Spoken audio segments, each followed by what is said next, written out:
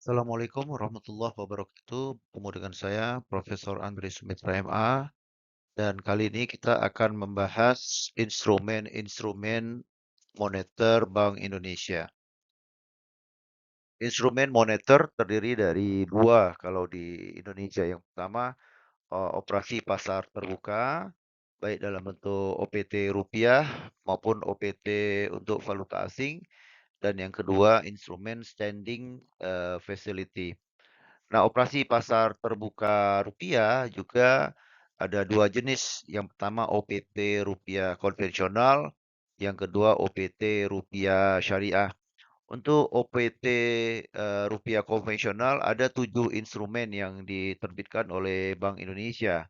Yang pertama adalah SBI atau Sertifikat Bank Indonesia, digunakan sebagai instrumen untuk menyerap kelebihan likuiditas di pasar atau absorpsi likuiditas. Yang kedua, surat diskonto Bank Indonesia yang juga digunakan untuk menyerap likuiditas atau absorpsi likuiditas. Yang ketiga ada sertifikat repo Bank Indonesia. Nah, ini juga digunakan untuk menyerap likuiditas atau absorpsi likuiditas atau kelebihan likuiditas di pasar.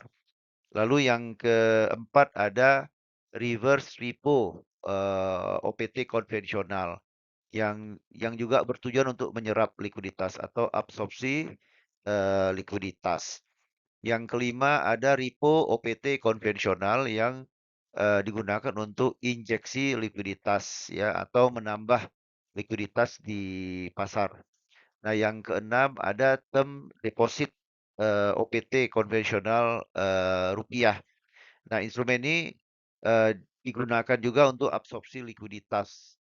Ya, kemudian yang terakhir, yang ketujuh, transaksi jual atau beli surat berharga negara secara putus atau outright. Tergantung apakah untuk injeksi, yaitu menambah likuiditas atau untuk absorpsi, menarik likuiditas ya, tergantung kebutuhan dan dia memiliki fleksibilitas. Sedangkan OPT rupiah konvensional itu ada 6 instrumen. Yang pertama ada Sertifikat Bank Indonesia Syariah atau SBIS ya yang untuk mengendalikan likuiditas dan dia berfungsi sebagai penyerap atau absorpsi likuiditas yang menyerap kelebihan dana di masyarakat. Nah, bedanya adalah kalau SBS dia sudah menggunakan akad syariah yaitu akad yang digunakan adalah wakalah bil ujrah di mana Bank Indonesia bertindak sebagai wakil dari peserta dalam transaksi yang diikat dengan akad wakalah. Instrumen yang kedua adalah Sukbi atau Sukuk Bank Indonesia. Nah, Sukuk Bank Indonesia ini instrumen diterbit oleh Bank Indonesia juga untuk menyerap kelebihan likuiditas dari perbankan syariah melalui penerbitan sukuk ya. Dan kelebihannya adalah Sukbi ini dapat diperdagangkan di pasar sekunder ya. SBI juga SBI Syariah juga termasuk dapat diperdagangkan di pasar sekunder ya. Nah, yang ketiga ada reverse repo OPT Syariah juga digunakan untuk menyerap kelebihan likuiditas atau absorpsi likuiditas ya. Nah, akad yang digunakan adalah akad murabahah atau wakalah ya, sesuai dengan prinsip transaksi syariahnya. Yang keempat ada repo OPT syariah ya, untuk injeksi likuiditas ya, yaitu menambah dana likuiditas kepada perbankan syariah yang membutuhkan tambahan dana sementara ya. Nah, ini digunakan akadnya murabahah atau ijarah dan instrumen ini memang tidak dapat diperdagangkan di pasar sekunder karena lebih diarahkan untuk stabilitas likuiditas di pasar uang syariah. Yang kelima ada PASBI yaitu fasilitas simpanan Bank Indonesia. Nah, jadi PASBI adalah fasilitas simpanan yang ditawarkan oleh Bank Indonesia pada perbankan syariah untuk menyerap kelebihan likuiditas sementara ya. Jadi dia untuk absorpsi likuiditas ya, menyerap likuiditas. Nah, jadi PASBI ini menggunakan akad yat wadiah yat dhamanah dan instrumen ini tidak dapat diperdagangkan. Yang terakhir yang keenam ada jual beli SBSN secara putus atau outright ya.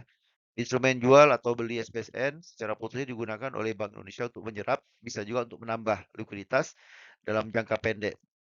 Dengan cara apa? Dengan cara membeli atau menjual surat berharga syariah negara secara langsung di pasar ya.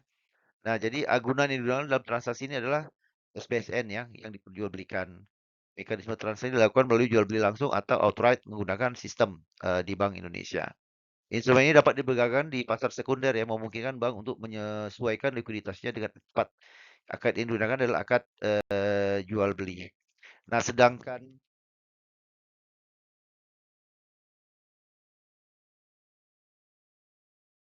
ya untuk operasi pasar terbuka falas konvensional, BI menyediakan 6 instrumen, yaitu yang pertama spot, ya, yang kedua forward, yang ketiga adalah swap, yang keempat adalah domestic non deliverable forward atau DNDF, yang kelima adalah deposito valuta asing atau term deposit falas, yang keenam adalah sertifikat Bank Indonesia valuta asing SPBI falas.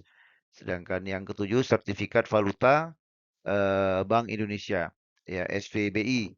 Sedangkan untuk operasi pasar terbuka falas syariah itu ada dua yang disiapkan oleh Bank Indonesia, yaitu term deposit falas syariah ya yang dirancang untuk mendukung stabilitas nilai tukar dalam konteks transaksi syariah ya. Dan yang kedua ada sertifikat valuta asing Bank Indonesia atau SUFBI ya. SUFBI itu instrumen yang juga ditujukan untuk mendukung stabilitas nilai tukar dengan frekuensi transaksi yang reguler. Jadi kalau kita lihat untuk operasi pasar terbuka falas konvensional itu ada 7 instrumennya. Sedangkan untuk operasi pasar terbuka falas syariah itu BI menyediakan 2 instrumen syariah.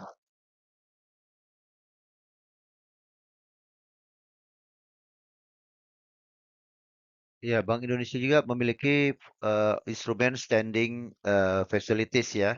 Standing facilities adalah kegiatan penyediaan dana rupiah dari Bank Indonesia kepada bank dan penempatan dana rupiah oleh bank di Bank Indonesia untuk operasi moneter bisa dilakukan secara konvensional, bisa juga secara syariah. Dan standing facility tersedia di setiap akhir hari ya untuk bank konvensional dan bank syariah.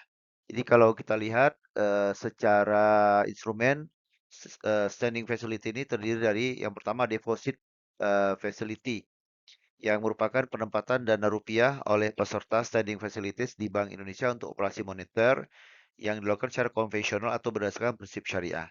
Jadi deposit facility dilakukan berdasarkan prinsip syariah, dilaksanakan dalam bentuk fasilitas simpanan Bank Indonesia Syariah atau FASBIS.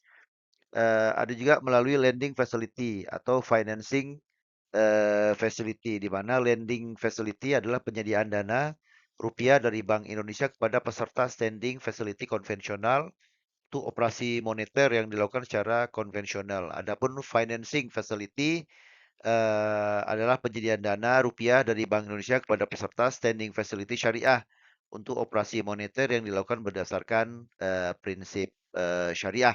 Jadi kalau bisa kita lihat di sini standing facility itu ada dua, pertama konvensional, yang kedua syariah. Kalau konvensional dia menggunakan lending facility untuk injeksi likuiditas, yaitu menambah likuiditas di bank syariah. Sedangkan deposit facility adalah untuk kebutuhan absorpsi likuiditas, yaitu kebutuhan menyerap likuiditas dari bank syariah. Adapun standing facility dengan instrumen syariah juga sama. Yang pertama menggunakan financing facility, yaitu menggunakan injeksi ya likuiditas, yaitu menambah dana di bank syariah yang mungkin ada kekurangan dana hari itu. Sedangkan FASBIS itu untuk absorpsi likuiditas, yaitu Bank Indonesia menarik dana atau menyerap dana dari perbankan. Demikian saya kira materi berkaitan dengan instrumen moneter yang dimiliki oleh Bank Indonesia, baik dengan sistem konvensional maupun dengan sistem syariah.